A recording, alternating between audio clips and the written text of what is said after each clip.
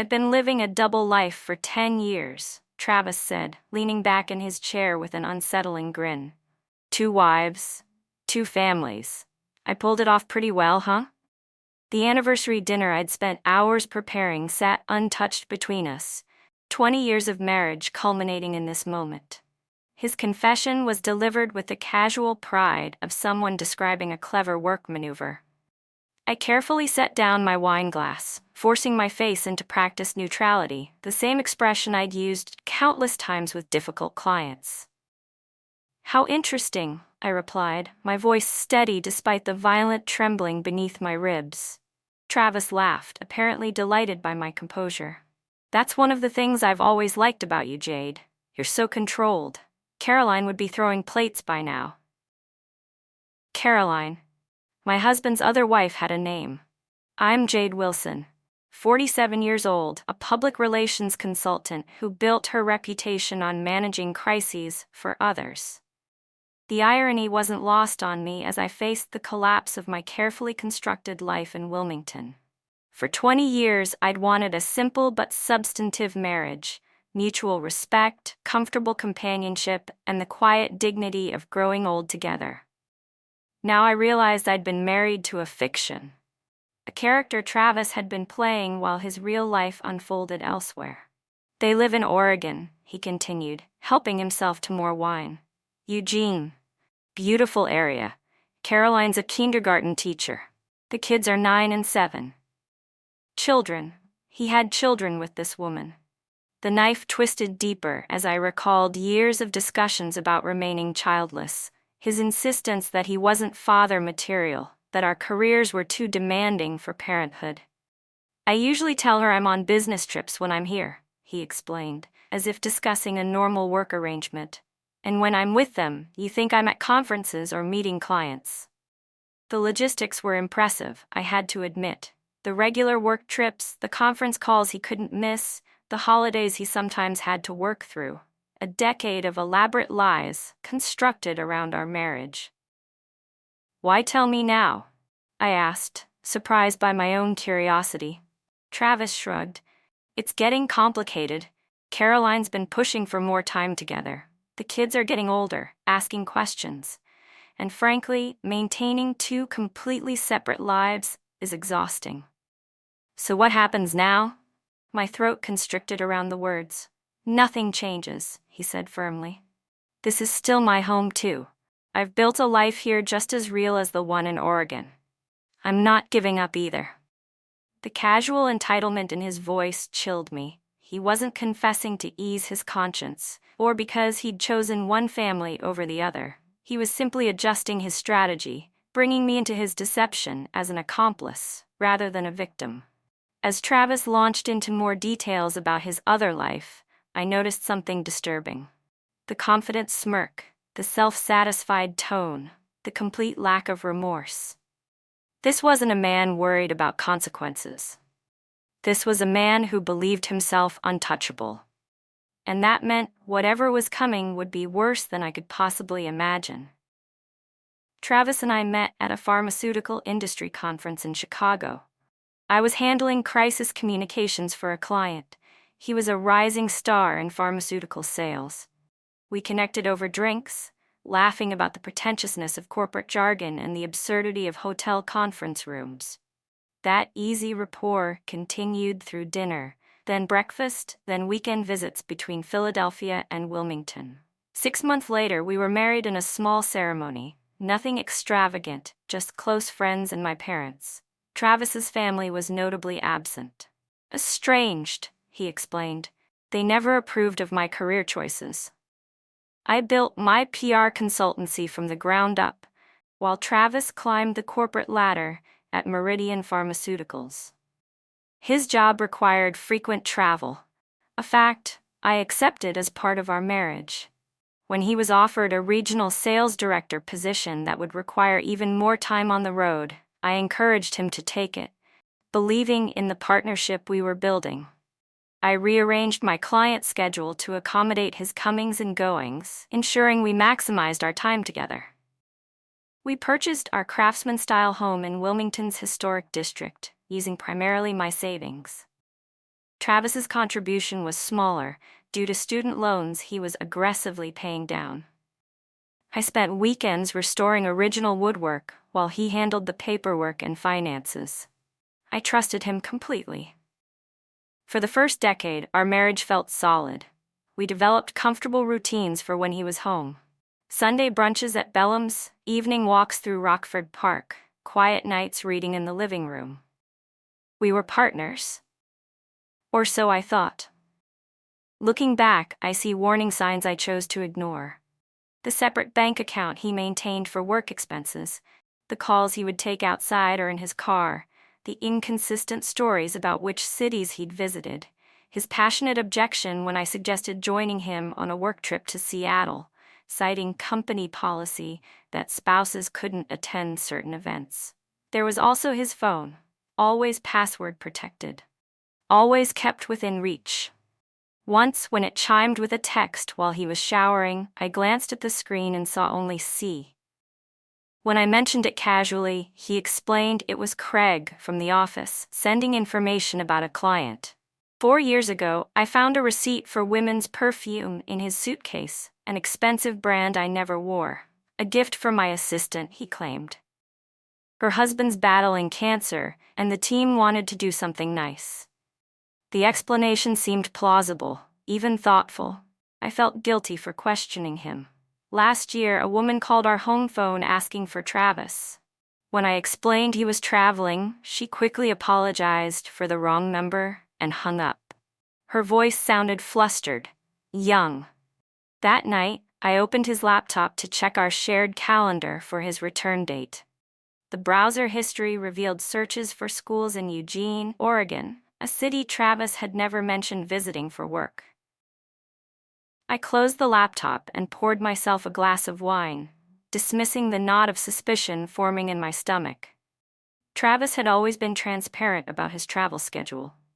There had to be a reasonable explanation. Our anniversary morning began like any other day. Travis mentioned he had something special planned for dinner. I spent hours preparing his favorite meal, beef Wellington, roasted vegetables, chocolate soufflé, and setting the table with our wedding china. When he emerged from his study, dressed in a suit I'd never seen before, I thought it was part of the surprise. Instead, he sat me down for his confession. Now, as he continued detailing his double life over our cooling anniversary dinner, each revelation felt like another brick added to a wall separating me from the life I thought I had. Caroline and I met at a conference in Portland, he explained, refilling his wine glass. There was this immediate connection. I wasn't planning for things to develop, but he shrugged, as if the progression from affair to second marriage had been inevitable, beyond his control. You married her? I managed to ask, mentally calculating the timeline. Legally? His slight hesitation told me everything. Not exactly. We had a ceremony. She wears a ring. The neighbors think we're married, but bigamy is illegal. I pointed out, clinging to this technicality. Exactly, Travis agreed, seeming pleased by my understanding. Which is why it's better for everyone if we maintain the status quo. You and I are legally married. Caroline and I have what she believes is a marriage. Everyone gets what they need. And what about what I need? My voice remained calm despite the anger building inside me. Did you consider that I might need a husband who isn't living a lie? Travis's expression hardened slightly. I've given you a good life, Jade. Financial security, a beautiful home, regular companionship. He gestured around our dining room as if the physical trappings of our marriage were adequate compensation for his betrayal. Half of your companionship, I corrected. Don't be dramatic. I've always been there when it mattered. His dismissive tone suggested this was a minor detail not worth dwelling on. Besides, our arrangement has benefits. You've had freedom to build your career, without the demands of children, without a husband underfoot all the time. The calculated nature of his deception suddenly became clear. This wasn't a man who had slipped into a double life through weakness or poor choices. This was deliberate. Architecture. 2 separate lives, designed and maintained with precision. I need time to process this, I said, standing up from the table. Of course, Travis responded magnanimously. Take all the time you need. I'll sleep in the guest room tonight. He glanced at his watch. I should call Caroline before it gets too late. She thinks I'm at a conference in Chicago. The casual shift from dropping his bombshell to maintaining his lie with a phone call left me speechless. I retreated to our bedroom, my bedroom now, and sat on the edge of the bed, listening to his muffled voice down the hall. His tone was warm, affectionate, punctuated by gentle laughter. He was speaking to his family. His real family. Morning found me still awake, thoughts circling like vultures. Travis appeared at breakfast, freshly showered and dressed for work as if nothing had changed. I've been thinking, he said, pouring coffee. We should take a trip. Reconnect. I know this is a lot to absorb. I stared at him. This stranger wearing my husband's face. You're still planning to maintain both relationships? It's worked for 10 years, he replied pragmatically. We just need to establish some new parameters. In that moment, watching him butter toast with methodical precision, a terrible clarity washed over me. Travis wasn't seeking forgiveness or understanding. He was simply adjusting his strategy, bringing me into his conspiracy to make his deception more convenient, and he expected me to comply. That evening, I approached Travis in his makeshift office, formerly our shared home office, where he was working on his laptop. We need to talk about what happens next, I said, standing in the doorway. He glanced up, offering a practiced smile. I was hoping you'd come around. Sit down. I remained standing. I want you to leave. His smile faltered, then reasserted itself. Jade, be reasonable. This is my home too. Is it? Because it seems like you have another home with your other family. Travis sighed, adopting the patient tone he used when explaining complex concepts to clients. I've invested just as much in this house as you have. An outright lie. My savings had purchased the property. My income had paid off most of the mortgage. My hands had restored much of its historic character. I want a divorce, I continued, my voice steady. I've already spoken to an attorney. The flash of anger in his eyes was quickly masked. That would be a mistake, he said calmly. Think about the complications, the division of assets, the public embarrassment when people learn the details. His thinly veiled threat was clear. Fight me, and I'll make sure everyone knows how easily you were fooled. I'm prepared for that, I replied, though the thought of my clients and friends discovering Travis's deception made my stomach clench. He leaned back, studying me with clinical detachment. You know, I never took you for vindictive. I thought you'd understand the practicality of the situation. Practicality? I echoed in disbelief. Yes, practicality, he repeated firmly. Some marriages involve affairs, some involve separate bedrooms, some involve other compromises. Ours involves separate locations and responsibilities. The underlying structure isn't that different. His ability to rationalize his betrayal was astounding. According to Travis's warped logic, maintaining two separate families was just another form of marital compromise. And what about Caroline? I challenged. Does she know about this practical arrangement? A flicker of discomfort crossed his face. Caroline doesn't need to know everything. She's happy with what we have. So your solution is to continue lying to her while expecting me to accept knowing?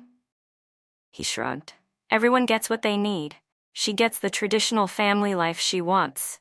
You get your independence and career. I maintain connections to both worlds. And what about integrity? Honesty? Commitment? Those are social constructs, he countered dismissively.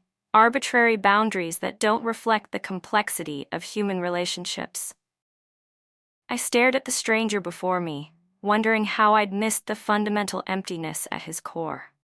Travis wasn't just a liar. He was a man without moral boundaries, capable of justifying any behavior that served his desires. I want you out of this house by the end of the week, I said. His expression hardened. That's not happening, Jade. Let me be clear, I'm not leaving. This house is as much mine as yours. If you want to end our marriage, we'll sell it and split the proceeds. The thought of losing my home, the space I'd lovingly restored with my own hands, felt like another violation. Travis knew exactly how much this house meant to me. You should also know, he continued, his voice deceptively gentle, that I've taken precautions. I've documented some of your more creative accounting practices with certain clients. Nothing illegal, of course, but potentially embarrassing if they became public. My blood ran cold. He was referring to occasions when I'd helped clients manage sensitive communications during crises, all within ethical boundaries, but easily mischaracterized to damage my professional reputation. Are you threatening me? I asked, already knowing the answer. I'm suggesting we find a mutually beneficial solution instead of mutually assured destruction, he replied smoothly. I'll be staying in Eugene until next Tuesday. That gives you time to reconsider your position. He turned back to his laptop, dismissing me from what had once been our shared space. I retreated to the bedroom, my mind racing with implications. Travis wasn't just refusing to leave, he was actively threatening my livelihood if I pursued divorce. That night, I pulled out my laptop and began searching for divorce attorneys specializing in complex cases. As I scrolled through the search results, an email notification appeared. Travis had booked a flight to Eugene for the following morning. He would be gone for 5 days. 5 days to figure out my next move. After Travis left for Eugene, I met with Eleanor Voss, a divorce attorney known for handling high-profile cases with discretion. Her office was understated but elegant, much like the woman herself. Bigamy is both a civil and criminal matter. Eleanor explained after I shared Travis's confession. Even if he's not legally married to this Caroline, he's committed fraud against both of you. He's threatening to damage my professional reputation if I pursue divorce, I added. Eleanor's expression hardened. Blackmail, on top of everything else. Your husband has been busy. What are my options? Document everything. We need evidence of the double life, the threats, any financial impropriety. Given what you've told me about the house purchase and mortgage payments, we should forensically examine your finances. I spent the next 2 days gathering documents, downloading bank statements, and compiling a comprehensive record of our marriage. What I discovered was worse than I'd imagined. Travis had been systematically draining our joint accounts for years, transferring small amounts to a separate account I had no access to. He'd taken out a second mortgage on our home 18 months earlier, using a forged signature on the paperwork, and had diverted over $175,000 to unknown purposes. With shaking hands, I called Eleanor. It's financial fraud, she confirmed after reviewing the documents I'd emailed. This changes the landscape significantly. We need to move quickly to protect your assets and credit. Following her advice, I froze our joint accounts, reported the fraudulent mortgage to the bank, placed a fraud alert with the credit bureaus. But my deepest shock came that evening. In Travis's desk, I found a hidden compartment. Inside were multiple identification documents, driver's licenses, credit cards, even a passport, all bearing his photo, but each with a different name. This isn't just about a second family, I told Eleanor during our emergency meeting the next day. Travis is living multiple lives under multiple identities. We need to involve law enforcement, she advised grimly. This goes beyond divorce proceedings. We're looking at potential identity theft, financial fraud across state lines, possibly federal crimes. The FBI agent who interviewed me, Agent Simmons, was professionally detached as I shared my discoveries. We've seen cases like this before, she explained. Individuals maintaining multiple identities and relationships. Often there's significant financial fraud involved. What happens now? I asked. We investigate, gather evidence, build a case. In the meantime, you should prepare for your husband's return. He'll discover the frozen accounts soon. As if on cue, my phone buzzed. What the hell have you done? Accounts frozen. Call me immediately. Travis. I showed Agent Simmons the message. He'll be back tomorrow. We need more time to build our case, she admitted. If possible, don't let on that you've discovered the extent of his activities. You want me to pretend everything's normal when he returns? The thought of facing Travis, knowing what I now knew, made me physically ill. Just for a few days, we're obtaining warrants, coordinating with Oregon authorities. If he suspects he's under investigation, he might destroy evidence or flee. Trapped. I was being asked to maintain my own deception with a man who had deceived me for a decade. I'll try, I promised, though uncertainty gnawed at me. After Agent Simmons left, I wandered through the house, our house, seeing it with new eyes. The framed photos of our travels, the wedding portrait on the mantel, the anniversary gifts accumulated over years, all artifacts of a marriage that had been a carefully constructed illusion. In our bedroom, I opened Travis's closet and ran my fingers over his precisely arranged shirts. The Travis I knew was orderly, methodical. Now I understood that this meticulousness wasn't just a personality trait, it was a necessity for someone maintaining multiple lives. The man I had loved, had believed I knew intimately, was a fiction. And tomorrow he would return, expecting to find his beautiful wife willing to accommodate his betrayal. For the sake of practicality, I sank onto the bed, overwhelmed by the magnitude of the deception and the realization that I was now being asked to become a deceiver myself, if only temporarily. How many of our moments together had been genuine? Had he ever truly loved me, or had I simply been a convenient cover story, a respectable facade for a man living in shadows? Travis returned the next evening, his expression thunderous as he slammed the front door. I was prepared, seated calmly in the living room with a glass of wine. "What the hell is going on with our accounts?" he demanded without preamble. "There seems to be a problem with the bank," I replied, the rehearsed lie feeling strange on my tongue. "Some kind of security freeze. I've been trying to sort it out." His eyes narrowed, assessing my face for signs of deception. I maintained the neutral expression I'd perfected over decades in PR. "And you didn't think to call me?" "You were with your family," I replied, letting just enough edge into my voice to sound believably bitter. "I didn't want to interrupt." Travis's posture relaxed slightly. He believed I was simply being petty, retaliating in a small way for his betrayal. "This is exactly the kind of childish reaction I was hoping to avoid," he sighed, pouring himself a drink. "We need to approach this situation like adults." "You're right," I conceded, swallowing my disgust. "I've had time to think while you were gone. Perhaps we should discuss parameters." His eyebrows rose in surprise, then satisfaction. "I knew you'd be reasonable, Jade. You always have been." For the next hour, I listened as Travis outlined his vision for our future. How he would divide his time between Oregon and Delaware. How we would maintain separate finances. How I would need to accept certain realities about our relationship.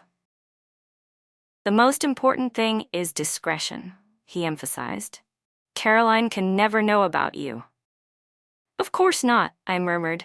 "And what about our financial situation? The frozen accounts?" "I'll handle it," he assured me with practiced confidence.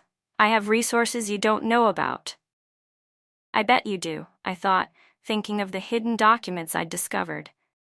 "There's just one thing I need from you," Travis continued, leaning forward. "Access to your personal accounts, temporarily. My funds are tied up in investments, and I need operating capital until this bank situation resolves." The audacity was breathtaking. After systematically defrauding me for years, he was now asking me to willingly hand over more money. "How much do you need?" I asked, pretending to consider it. "50,000 should cover immediate expenses," he replied casually, as if requesting pocket change. "I'll need to move some investments around," I stalled. "Give me a few days." Travis nodded, satisfied, believing he'd successfully managed me once again. "I knew you'd understand." That night, he slept in the guest room while I lay awake, listening to the occasional buzz of his phone, messages from his other life. his other family. In the morning, he left early for a meeting, giving me a disturbingly normal peck on the cheek. As he departed, the moment he left, I called Agent Simmons. He's asking for money, $50,000. This is good, she replied. We can use this. Are you willing to make the transfer under controlled conditions? We can track the money, see where it goes. Yes, I agreed without hesitation. What do I need to do? The next 3 days operated like a carefully choreographed dance under FBI supervision. I transferred funds to an account they had established. Travis accepted the money without question, immediately transferring portions to other accounts, unwittingly creating an evidence trail for investigators to follow. Each evening, I maintained my act of reluctant acceptance, as Travis continued refining his vision for our bizarre arrangement. Each morning, I reported his activities to Agent Simmons. Everything was proceeding according to plan, until the 4th day. When I returned home, I found Travis in my home office, my laptop open before him. Interesting reading, he said coldly, turning the screen toward me. Displayed was my email exchange with Eleanor Voss, outlining our divorce strategy and the evidence we'd gathered. My stomach dropped. I'd been so careful to cover my tracks, but I'd forgotten about the automatic sync between my phone and laptop. One oversight had unraveled everything. So this is how you respond to my honesty? Travis asked, his voice dangerously quiet. By plotting behind my back? Travis, save it. He stood, closing the laptop with deliberate calm. I've already taken precautions. Your so-called evidence has been deleted, and I've called in some favors to expedite selling this house. The room seemed to tilt slightly. You can't sell this house without my signature. His smile was chilling. Can't I? It seems we both have talents for forgery. As he moved toward the door, I realized with horrible clarity that I had severely underestimated Travis. He wasn't just a liar and a bigamist. He was someone capable of destroying my entire life, without remorse. I'm leaving for a few days, he announced from the doorway. When I return, I expect everything to be back to normal. No lawyers, no frozen accounts, no police, or things will get very unpleasant for you. The front door closed behind him with quiet finality, leaving me alone with the knowledge that my careful plan had just collapsed, and that Travis now knew I was coming for him. I called Agent Simmons immediately. Travis found my emails. He knows everything. Where is he now? He left. Said he's going away for a few days, I said, my voice shaking. He threatened to forge my signature to sell the house. This changes our timeline. We need to move now, before he destroys evidence or transfers more assets. Within an hour, federal agents were searching our house, documenting the hidden compartments in Travis's desk, collecting his laptop and financial records. Similar actions were taking place simultaneously in Eugene, where agents had located the home Travis shared with Caroline. Agent Simmons showed me photographs of Travis entering a bank's safe deposit box facility 30 minutes after leaving our house. We believe this is where he keeps his alternate identification documents. We're securing a warrant now. That evening, as I sat in my kitchen, surrounded by the detritus of the FBI search, my phone rang. The number was unfamiliar. Is this Jade Wilson? A woman's voice, tentative and strained. Yes. Who's calling? My name is Caroline Phillips. I think we're married to the same man. My heart lurched. Caroline? I'm sorry you're learning about this like this, she said with a choked laugh. The FBI searched my house today. They showed me pictures of you, of your marriage certificate. 10 years of my life, just lies. I only learned about it a week ago, I offered, unsure what comfort I could possibly provide to this stranger, who was also my husband's victim. They're saying, Travis, whatever his name really is, they're saying he has other families, not just us. The revelation didn't surprise me as much as it should have. How many? They've identified 4 so far, in different states, with different names. Her voice broke. Who is he? Who did we marry? Before I could answer, Agent Simmons arrived at my door. Her expression was triumphant. "We've got him. Travis, or should I say, Jonathan Wells, was just arrested trying to board a flight to Zurich with falsified documents." As she showed me his booking photograph, I felt a strange sense of vindication, mingled with grief. The man I'd built my life around wasn't just a liar, he was a phantom. The evidence mounted with breathtaking speed once authorities began connecting the dots between Travis's multiple identities. Beyond Caroline and me, investigators discovered relationships with women in Minnesota and Arizona, each believing she was his only wife, each with a different version of the man we knew, living in her home. The scope of his deception was staggering. Travis, whose real name turned out to be Michael Chambers, had maintained these separate lives for over a decade, crafting distinct personalities for each relationship. With me, he was Travis Wilson, ambitious pharmaceutical executive, pragmatic and precise. With Caroline, he was Thomas Phillips, devoted father, middle school science teacher. The other identities revealed similar chameleon-like adaptations. His financial crimes were equally elaborate.